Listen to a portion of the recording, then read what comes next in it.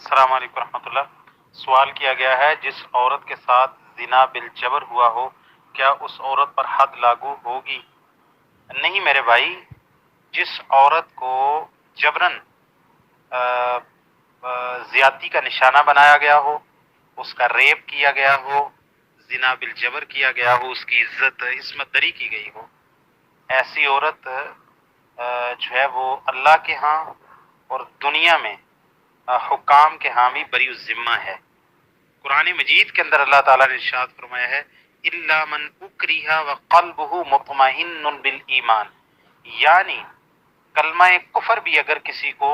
مجبور کر کے، لاچار کر کے، اور اس کو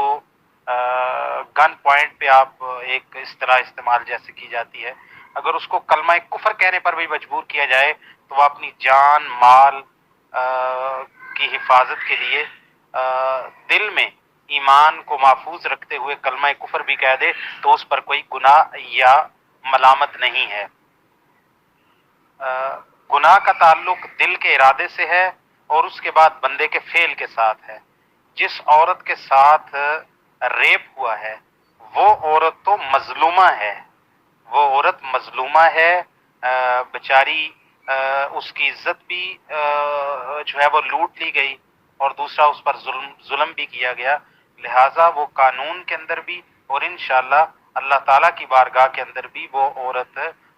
بری الذمہ ہے اور اس گناہ کا وبال اس پر نہیں پڑے گا۔ اور اس کے لیے سنن نبی داود کے اندر ایک حدیث بھی ہے، سنن نبی داود میں کتاب الحدود کے اندر یہ ایک حدیث موجود ہے اور حسن درجے کی روایت ہے، شیخ البانی نے اس کو حسن کہا ہے کہ ایک عورت فجر کی نماز کے لیے اندھیرے کے اندر چلی آ رہی تھی رسول اللہ صلی اللہ علیہ وسلم کے زمانہ مبارک میں، کوئی شخص جو ہے وہ اس نے اس کو پر دست درازی کی اور اس کی عزت لوٹنے کی کوشش کی، اس کی عزت لوٹی۔ تو جب اس عورت نے جو ہے آہو بکا کی تو کوئی شخص پیچھے سے آ رہا تھا اور وہ بھی نماز پڑھنے کے لیے آ رہا تھا، تو لیکن جب اس عورت نے لوگوں نے شور و غوغا سنا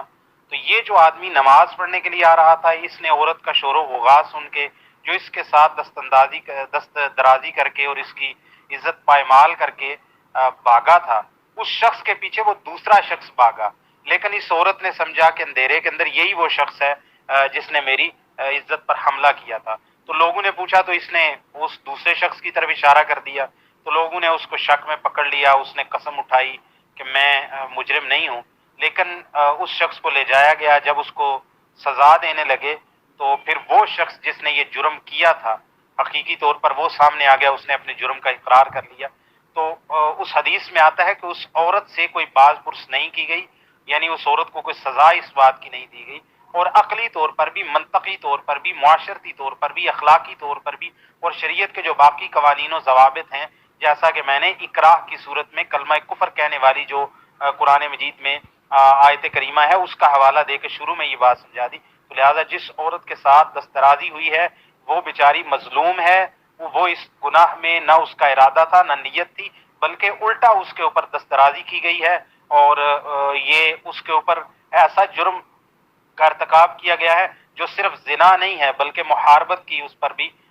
کنڈیشنز بھی لگائی جا سکتی ہیں، لہٰذا اس مجرم کو سخت سے سخت سزا دی جائے گی۔ اگر وہ شادی شدہ ہے تو اس کو رجم بھی کیا جا سکتا ہے، اور اگر